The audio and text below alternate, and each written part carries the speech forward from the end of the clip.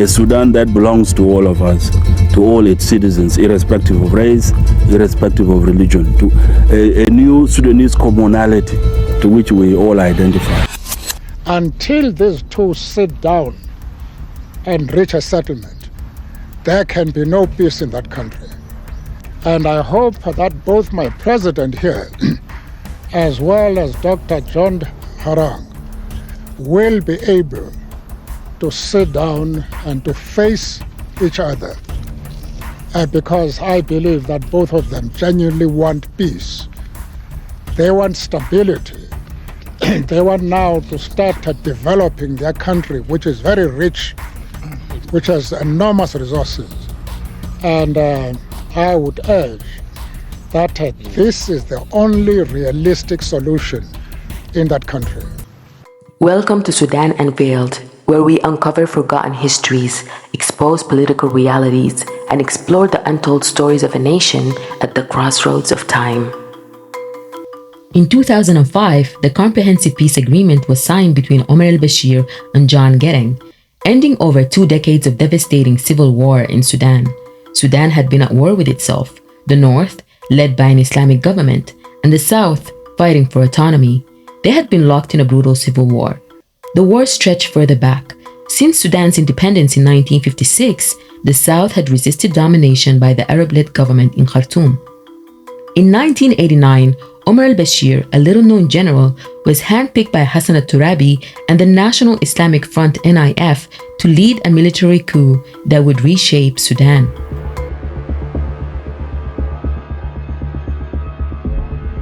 وهكذا تعرض البلاد لمسلسل من الأزمات السياسية زلزل الاستقرار وضيع هيبة الحكم والقانون والنظام.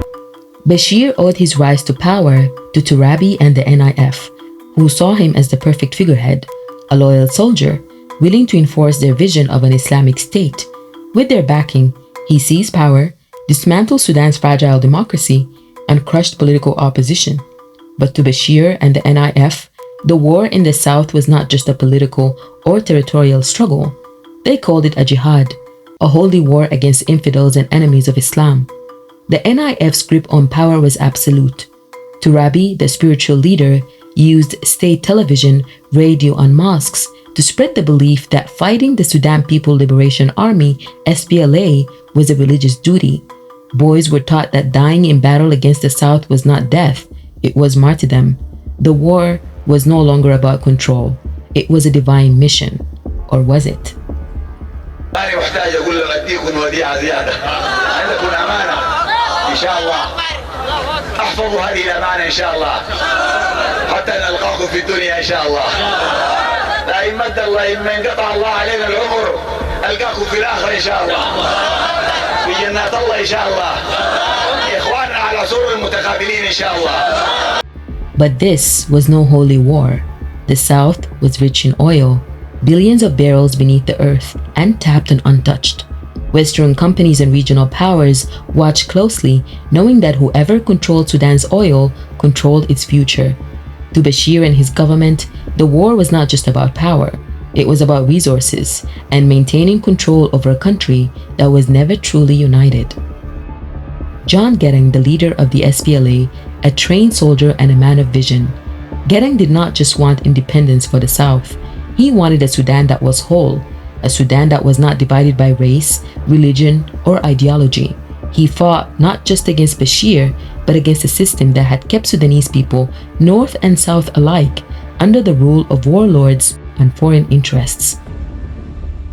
عشان الحركة أي تكونت 83 SPLA ما فيه قبائل وما فيه مناطق. أننا هدف مكتوبة في المانيفستو. المانيفستو ده كتبناه سنة 83 في يوليو 83. نحن بقول عاوزين وحدة السودان. وحدة السودان ديمقراطية اشتراكية. كل قبيلة كل قوميات في السودان سوا في الاشتراكية في الديمقراطية. في الهدف ده أنا عاوز نحكي لكم نحن ما بتراجع لأن ما بمشي برا من الأهداف دي. مرحبا بك الأخ الدكتور جنبري ونقدمك لجماهيرك.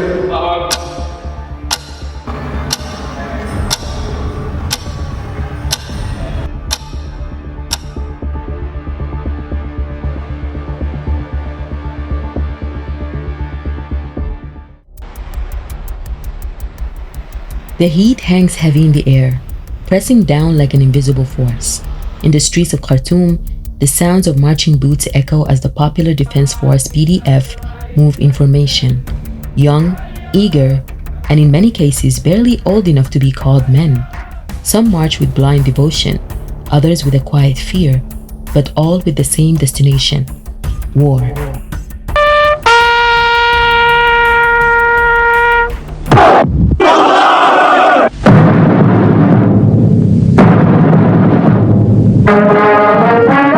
It has been nearly a decade since Omar al-Bashir and the National Islamic Front (NIF) seized power in a military coup, dismantling Sudan's democracy and imposing an iron fist rule. Under the banner of jihad, the government has launched an aggressive campaign to recruit young men and boys from their homes, schools, and the streets. Officially, it is called conscription. In reality, it is kidnapping. State television plays endlessly its message, drilled into every household. Clerks, officials, and generals appear on the screen, warning of the enemies of Islam in the south. The SPLA, they claim, is not just a rebel force. It's an army of enemies that must be vanquished in the name of Allah. The regime succeeded in convincing a large number of the population that this war is a jihad. Young men and boys were the target. Some joined willingly, believing that this was their ticket to heaven. Parents were encouraging their children to join, and others who were fearful of repercussions were pressured and forced to give up their sons, convinced that sending them to the front lines is an act of faith. For many, there was no choice. The PDF rounded up boys, tearing them from their homes and throwing them onto trucks. Their bodies too small for the rifles they're forced to carry. Others are taken under the guise of training camps, promised education and a future, only to be sent to the front lines after brutal conditioning. The streets whisper of camps, a place where boys are sent and never truly return.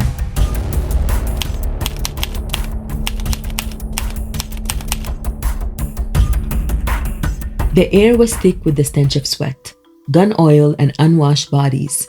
The camp lay sprawled on the dry, cracked earth some 40 kilometers southeast of Khartoum, a place built not for training, but for breaking the will of young boys.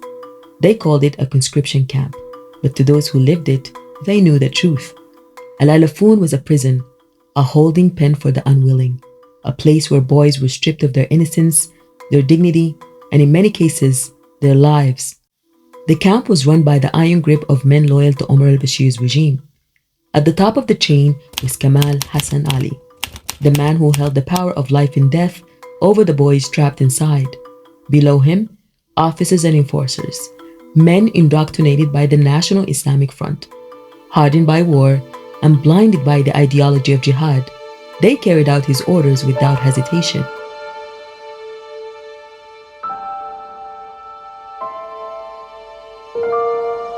The boys had been dragged here from the streets of Khartoum, from schools and from their homes in brutal roundups by the Popular Defense Forces. They arrived in the backs of trucks like livestock, terrified and confused. There had been no goodbyes, no explanations, just the blaring orders of armed men, the stripes on their backs, and the sting of dust in their eyes. Inside the camp, life was a grinding nightmare. They were given no more than a thin mat to sleep on, packed shoulder to shoulder in sweltering barracks, where the air was thick with the breath of the desperate. Their food was barely food at all: lentils, dry, stale bread, and whatever scraps the officers deemed them worthy of. Water was rationed, and many drank from stagnant pools just to quench the endless thirst. Bathing, a luxury. They were given the watchful eyes of guards who sneered and laughed at their humiliation. From the moment they arrived, they were no longer boys. They were bodies to be shaped into weapons, tools of war for Bashir's endless battle against the South. They woke before dawn to the bark of orders, to the crack of whips against backs that had barely healed from the day before. Hours of drills under the merciless sun, endless marching, rifles so heavy in their hands they could barely hold them up. If one flinched, he was beaten. If one questioned, he was beaten. If one collapsed, he was left where he fell. For weeks they had pleaded for release. Eid al-Adha was coming, the holiest of days, a time when even the most hardened of men returned to their families. The boys begged for 3 days, just 3 days, to touch their father's hands, to hear their siblings laugh. But the officers scoffed at their pleas. This was jihad, they were told. There was no Eid for the soldiers of Allah. That was when they knew they had to escape.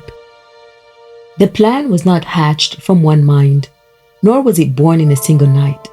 It was whispered between cracked lips in the darkness, from ear to ear, in hurried conversations while the guards' backs were turned. Each night, after the last round of beatings, when the barracks fell silent except for the soft cries of the wounded, the plan grew. They had watched the guards carefully, noted their routines. The officers were strict, but they were also arrogant. They assumed fear had broken the boys' spirits. They assumed obedience. The guards expected any escape attempt to happen in the dead of night, after the usual curfew, when the boys were supposed to be at their weakest. But the boys would change the time. They would move before sunset. It was a brilliant plan in its simplicity. By escaping earlier than expected, they would take the guards by surprise. It was a risk, but what was left to lose? On April 2nd, as the sun began to set, the signal was given. It started with a sudden movement near the barracks. One boy feigning illness collapsed to the ground, drawing the attention of the nearest guard. In that moment, as the officer bent over to inspect him, the others ran. It was not an orderly escape, it was chaos. Boys pouring from the barracks, sprinting towards the fence, their bare feet kicking up dust. The guards hesitated at first, confused by the timing. That hesitation was all the boys needed. Then came the gunfire. Boys fell where they ran, bodies jerking as bullets found their flesh. Some made it past the first fence, their legs pumping toward the river. The Nile lay before them like salvation, its dark waters calling them to safety. Some reached it, their feet splashing into the current, but the guards did not stop shooting. They fired into the water, their rifles spitting death. The boys drowned, their exhausted limbs unable to fight the pull of the river. Others were dragged under the weight of their own terror.